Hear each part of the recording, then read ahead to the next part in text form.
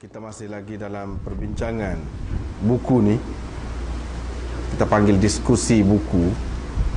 Masih lagi dalam perbincangan tentang buku Ibnu Ishaq. Minggu lepas telah kita mulakan. Rasanya kalau boleh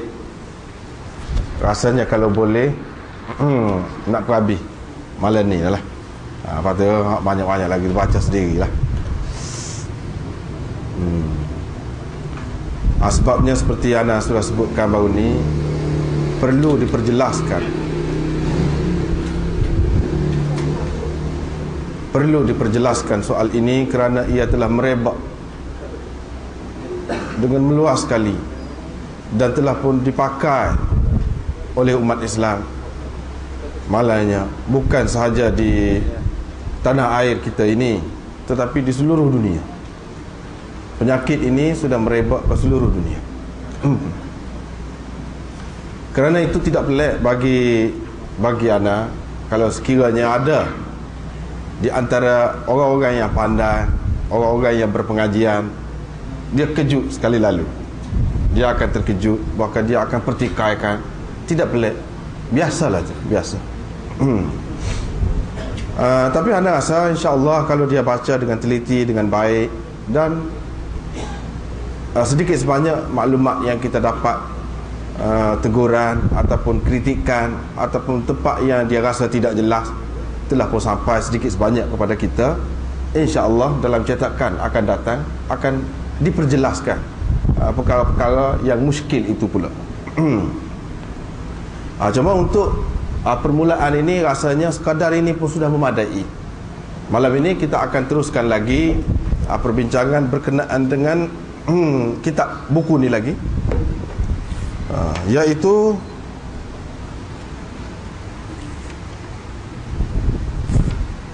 pada muka surat, cuba tengok muka surat 13. Muka surat 13. Kita nak langkah-langkah ni, tidak nak ikut secara jelujur molek, tidak. Muka surat ke muka surat, nak langkah-langkah. Kekeliruan tentang Ibnu Ishaq. Apa sebab orang keliru tentang Ibnu Ishaq?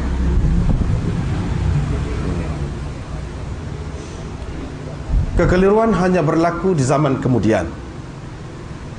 Di zaman dulu, seperti kita telah sebutkan sebelum ini, telah ramai ulama-ulama yang mempertikaikan Ibnu Ishaq. Macam-macam kata mereka, telah pun kita jelaskan. Kekeliruan hanya berlaku di zaman kemudian setelah Ibnu Ishaq ditabalkan sebagai tokoh utama dan yang pertama di kalangan ahli sirah dan maghazi, sehingga apa sahaja yang dikemukakan oleh Ibnu Ishaq terus diterima dan disebarkan secara meluas di kalangan ummah tanpa menoleh dan menghiraukan pendapat serta pandangan tokoh-tokoh ahlu sunnah yang lain, seperti Al-Bukhari yang dianggap oleh umat Islam kitabnya sebagai kitab yang paling sahih selepas kitabullah. Apabila orang terima Ibnu Ishaq itu sebagai imam hujjah, maka orang tak herau dah, tak cara dah, tak paling tengok dah kepada Bukhari dan sebagainya.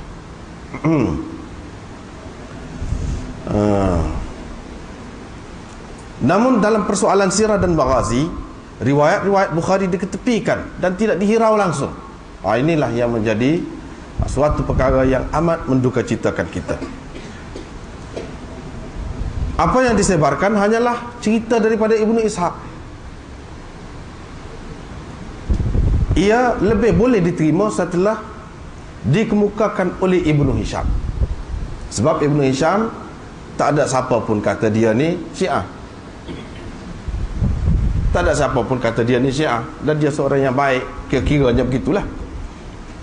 Maka lebih mudah untuk di kalangan ahli sunnah diterima. Sebab itulah kitab Ibnu Hisham ini tersebar dengan meluas sekali di mana-mana, sehingga ramai ulama-ulama mengatakan kalau kitab sirah yang paling sahih sirah Ibnu Hisham. Dia akan sebut begitu.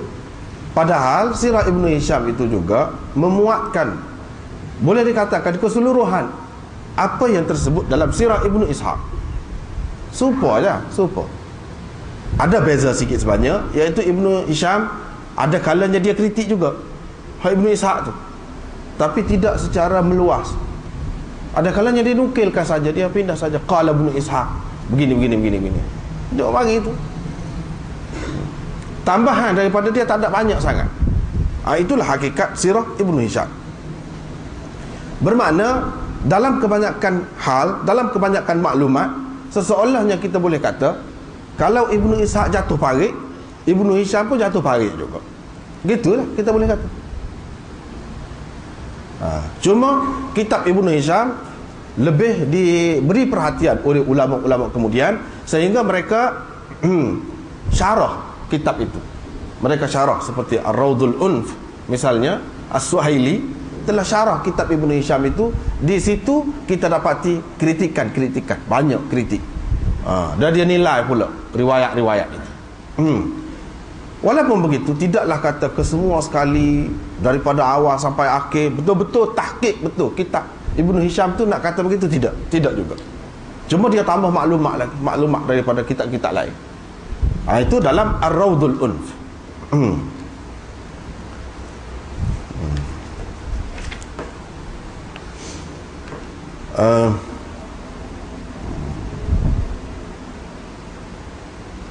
Tak apalah. Lepas tu, benarkah Imam Ahmad dan Imam Syafi'i mengiktiraf Ibnu Ishaq? Sebab ada ni dinukilkan dalam kitab-kitab bahawa Imam Syafi'i berkata, sesiapa yang mahu melaut ilmunya dalam sirah, dia kena merujuk kepada Ibnu Ishaq. Itu kata Imam Syafi'i.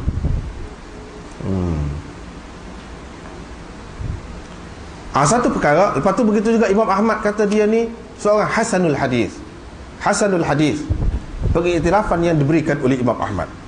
Bagi orang-orang yang tidak faham, dia keliru istilah-istilah seperti itu, sehingga dia menganggap Ibnu Ishaq ni sebagai hujah. Padahal istilah hasanul hadis, saduq, thiqah tidaklah meletakkan seseorang itu pada kedudukan hujah. Tidak lagi. Kalau kita mengaji usul hadis, kita tahu kalau kata thiqah, belum tentu lagi orang itu boleh dijadikan hujah. Begitu juga kalau kata orang itu saduq, seperti kita jelas baru ni, jelas dah, ada rasa tidak perlu diulangi. Tidak semestinya dia itu boleh dijadikan hujah. Itu ta'dil hanya peringkat rendah saja. Mana perkataan ataupun riwayat seseorang itu boleh dinilai. Tengok dulu. Baru ni banyak dah ada sudah sebut dah, dari segi penilaian ulama-ulama tu ada yang mentakdilkannya, mengatakannya baik, ada yang mengatakannya tak baik. Cuma dalam masalah Imam Syafi'i ini kita boleh persoalkan. Satu, kalau sesiapa yang mahu ilmunya melaut dalam sirah, dia kena merujuk kepada Ibnu Ishaq. Itu luas tu maknanya. Melaut ilmunya memang luas. Ibnu Ishaq perbincangannya luas, memanglah meluas, itu kita tidak nafi. Tetapi adakah boleh dijadikan sandaran, boleh dijadikan hujah sehingga boleh diketepikan riwayat-riwayat orang lain yang bercanggah dengannya? Itu soal. Imam Syafi'i tak kata.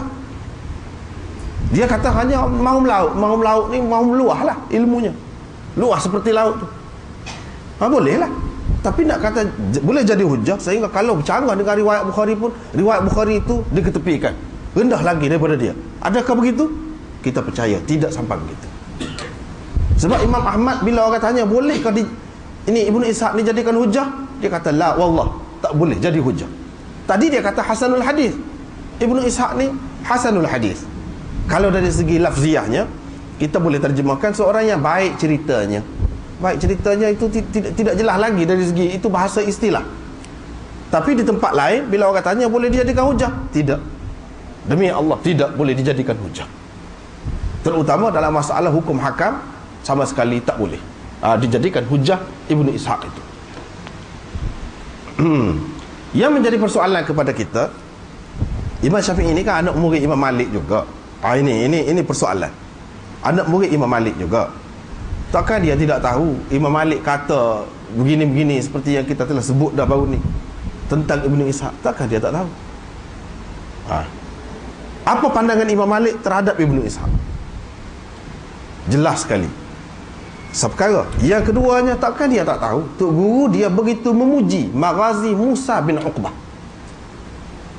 sehingga Imam Malik kalau orang tanya kitab Maghazi, kitab sirah ni nak baca kitab gapo, nak rujuk kitab gapo, Dia kata, alaikum bimaghazi ar-rajulis salih Musa bin Uqbah fa innahu asahhul maghazi.